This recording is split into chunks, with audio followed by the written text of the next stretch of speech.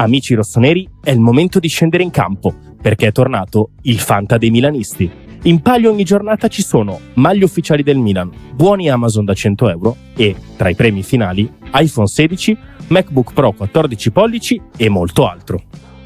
270 crediti per la rosa, mercato sempre aperto, ma soprattutto solo milanisti.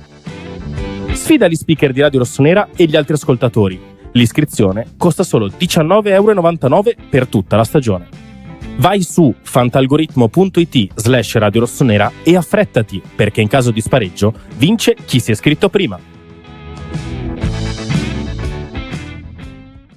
E ben ritrovati amici di Radio Rossonera, obbligo di riscatto, 8 agosto del 2025, buon venerdì e quindi in pratica buon weekend. Beatrice Sarti, ciao. Ciao a tutti, buongiorno. Ci siamo già fatti odiare da chi deve lavorare tutto oggi e anche domani, ma questo è un altro discorso. No, giustamente, insomma, è anche giusto così. Obbligo di riscatto, quindi le ultime notizie di mercato sul Milan, il mercato del Milan che insomma marcia ancora ben spedito, nonostante comunque ci siamo lasciati alle spalle finalmente la trattativa Yajari. Ce ne sono ben 3, 4, forse addirittura 5 e mi verrebbe da dire 6 trattative in piedi. Adesso ne diciamo una dopo l'altra rispetto a quello che è ancora un completamento della rosa da dover fare, Bea. E prima di tutto like, iscrizioni, Enrico Boianate a caso, tipo mettere like perché così potete dare punti hype. Esatto, ma anche perché, cioè in vacanza, perché siamo in vacanza, vi stiamo continuamente tenendo compagnia con video, contenuti, notizie, ci siamo sacrificati andando in ferie facendo arrivare gli asciari, perché questo bisogna sempre ribadirlo, e quindi mi raccomando lasciateci anche dei commenti sul fatto, non tanto sul mercato, se vi sta piacendo la squadra che sta prendendo forma, diteci la vostra, insomma. Sì, tipo sul lavoro di Tare, ad esempio, che in questo momento sta cercando di ricostruire la rosa del Milan. Mi verrebbe da dire proprio la rosa, non un gruppo di giocatori, ma sta cercando di costruire dei reparti che finalmente abbiano un senso logico e onestamente iniziamo a intravedere un lavoro fatto con del senso logico e quindi mi sembra anche giusto, diciamo così, parlarne nei giusti termini. Del resto è un direttore sportivo, quindi fa il suo mestiere. Dai, andiamo con ordine. Tanto i portieri non si toccano, li abbiamo chiusi. Passo avanti. I difensori. Malik Thiaw. Sì. Allora, la questione Malik è molto chiara. Allegri non lo vuole vendere. Allegri ci ha costruito il reparto, come vi avevamo detto un mese e mezzo fa, quando ancora nemmeno avevano iniziato a lavorare sul campo. Allegri pensa che Malik Thiaw sia il suo migliore difensore centrale, pensa che si debba costruire il reparto su Malik Thiaw. Quando è uscita la notizia del Como, insomma, non è che era stata presa benissimo dall'allenatore, però insomma l'allenatore era appena arrivato, è anche giusto insomma che non è che si mette di traverso subito. Dopo un mese e mezzo, dopo che ci ha lavorato un mese, dopo che ci ha costruito parte del raduno, del ritiro estivo, è ovvio che in questo momento non vorrebbe farlo partire proprio. E quindi se il Newcastle ad esempio lo vuole, i 30 che ha iniziato ad abbozzare come offerta non bastano, neanche se dovessi rilanciare a poco.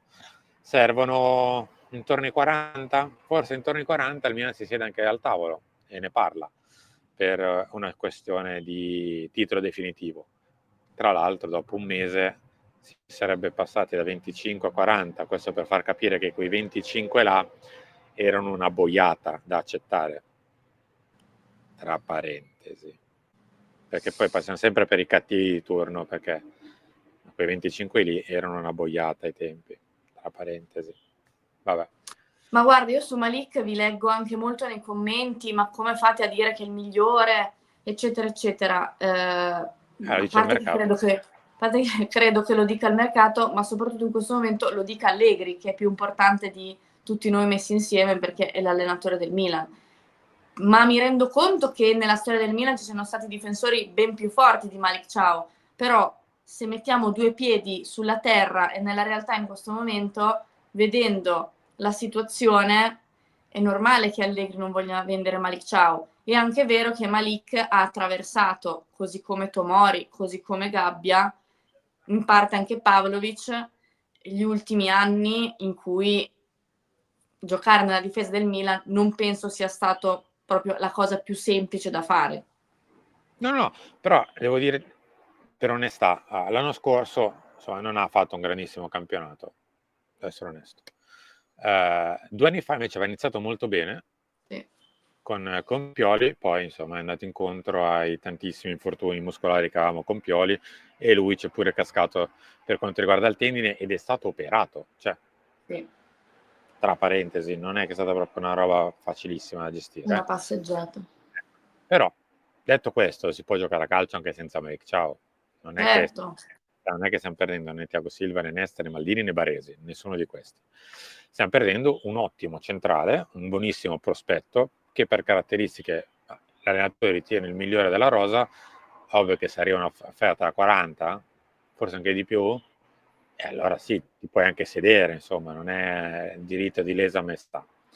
Sì, però se deve arrivare, mi auguro che arrivi in poco, perché manca veramente poco, quindi Sì. io onestamente eviterei di cambiare all'ultimo un difensore titolare, tutto qui. No, eviterei anch'io di cambiare, però insomma queste sono le vie del mercato che portano per la difesa invece in Svizzera allo Young Boys da Atekame, che insomma dovrebbe essere sulla via del traguardo, il suo arrivo al Milan per una cifra intorno agli 8-10 milioni di euro complessivi, e quindi il Milan si assicurerebbe un terzino destro. Insomma, non ci ripetiamo, insomma.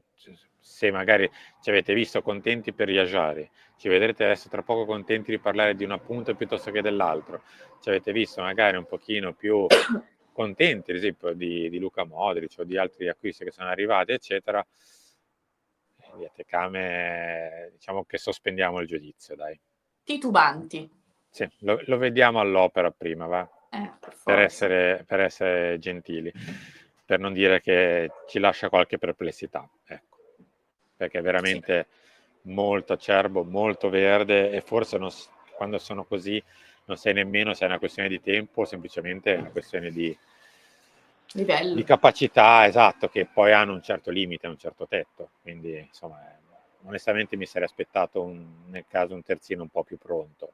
Come dice il nostro allenatore, categorie. Poi è chiaro che è giovane, cioè quando parliamo sì, di ma giocatori così non è che giovani, tutti i giovani diventano fenomeni. è questo che proviamo a fare. Poi è ovvio che se pensiamo a Piercalulu, come vi ho detto già nello scorso obbligo, la situazione cambia, ma uno, non sono tutti Piercalulu, e due, questo ragazzo in teoria viene a fare il titolare, quindi è un contesto completamente diverso. Va bene, sospendiamo il giudizio, ne riparleremo magari da domani se la questione va in porto.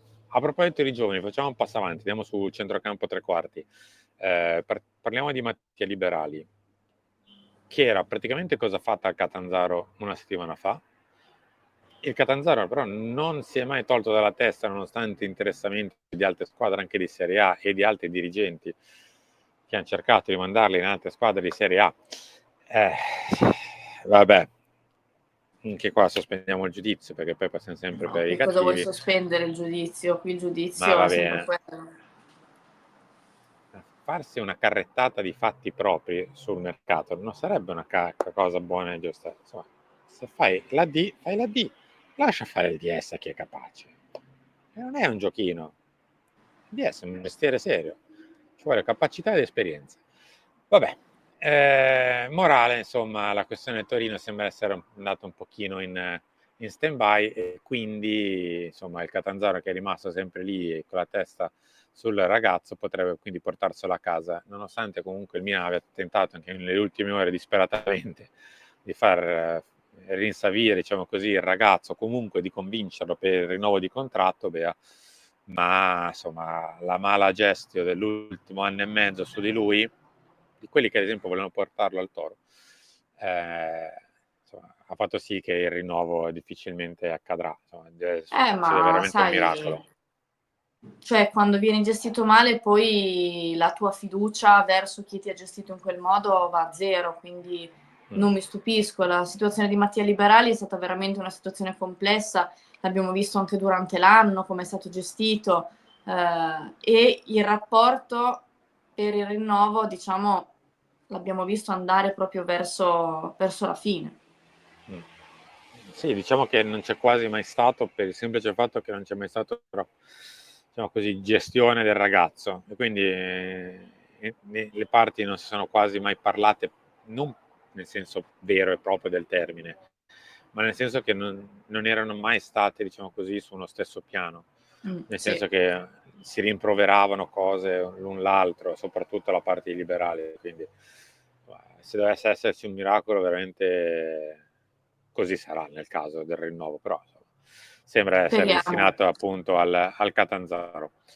Parliamo delle punte adesso, Bea, perché in realtà del centrocampo dovremmo parlare di Yunus Musa anche, però in tutta onestà questo diciamo, riavvio dei contatti con il Napoli per ora non ne ho conferma, e soprattutto a quella cifra, cioè si è parlato addirittura di un rilancio a 30, rilancio a 30 da portare domani, cioè con tutto il bene per Yunus, che è un ragazzo simpatico e non gli si vuole male, non si è mai posto male, assolutamente gli si vuole bene, tra virgolette, nel senso che non ha mai fatto il male del Milan con dichiarazioni, atteggiamenti, eccetera. È un giocatore che ha delle... Dimmi. No, è un giocatore, fa parte di quel gruppo di giocatori che non dovevano essere al Milan, sono stati presi dal Milan e lui non ha delle colpe. Cioè, è ovvio che se ti chiama il Milan ci vai di corsa.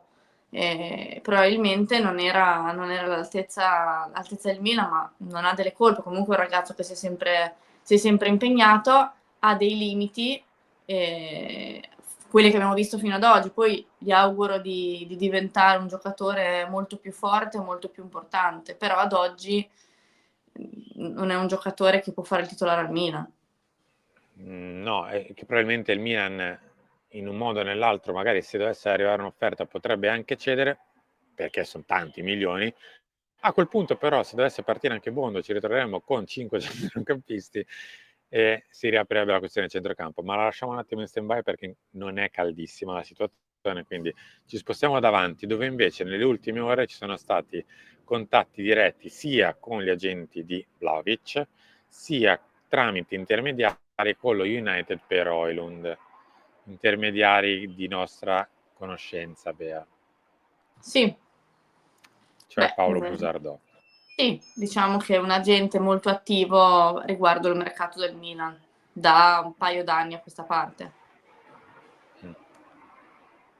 Va bene. Molto legato a Giorgio Furlani. Sì, sei stata molto elegante. Ma perché sennò dopo mi sgridano. Ma bisogna capire se appunto il ragazzo apre il prestito, perché comunque adesso si è visto arrivare Sesko. Sì, c'è lì Zirkzee, insomma, andare via da una squadra sembra sempre certificare una sorta di fallimento, quindi si è sempre un po' resti magari ad ammettere di dover partire, però bisogna anche, tra virgolette, capire che se arrivano a essere in 3 davanti lo spazio in sé sarà un po' poco.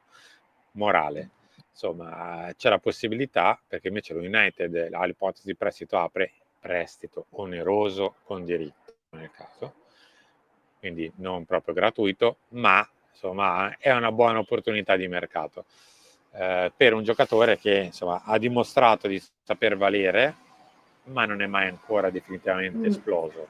Ha sempre saputo farci vedere delle grandissime potenzialità, dei grandi colpi, magari dei grandi gol, dei grandi gesti tecnici, ma magari non è stato continuo nel suo rendimento. Vabbè, è ancora giovanissimo poi. Sì, è molto giovane ancora. Quindi sarebbe una chance, un'ipotesi, quasi diciamo così, un modo per investire sul lungo con Højlund. Da affiancare a Santiago Jiménez?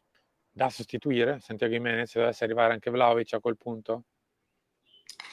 Questo è un tema molto, molto interessante, nel senso che Santi è a Milanello da pochi giorni e il giocatore è uno dei giocatori su cui comunque si è discusso in questo mercato, su cui si hanno anche dei dubbi, ma non tanto su di lui, su cosa farà Allegri con lui, se il Milan vorrà ancora dargli una chance, se il Milan invece vorrà provare a venderlo.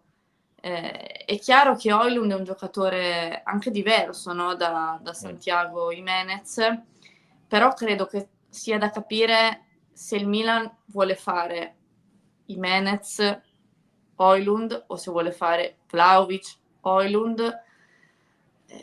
Io continuo a pensare che Vlahovic sia un giocatore difficile da portare a casa per tante piccole cose, che non sono tanto piccole, soprattutto monetarie.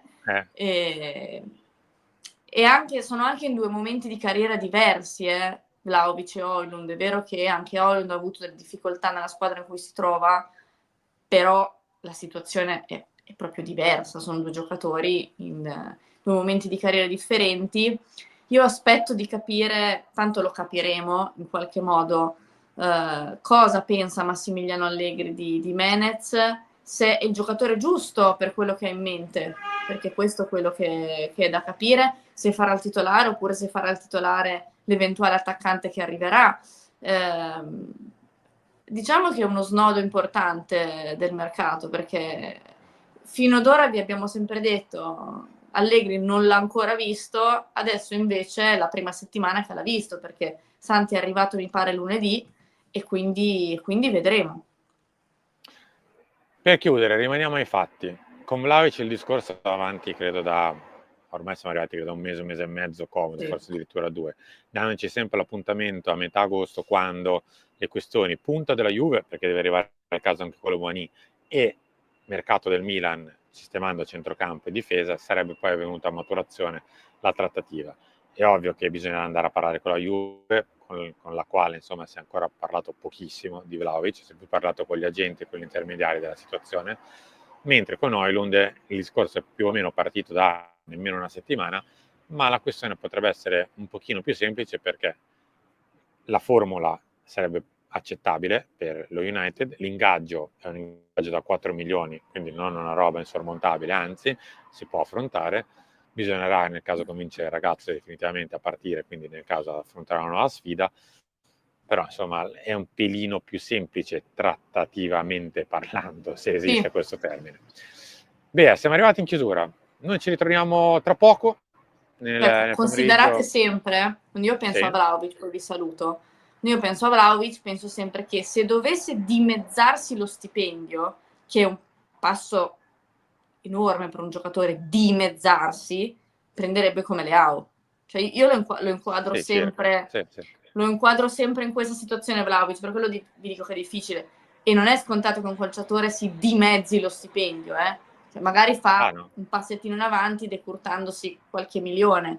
Poi so benissimo che se ci pensiamo, cioè, con mezzo stipendio di Vlahovic probabilmente noi camperemo 3-4 vite, però vi faccio l'esempio di Leao perché è abbastanza simbolico, ecco. Grazie Bea. Grazie a voi. A dopo con l'editoriale che parlerà proprio di attacco.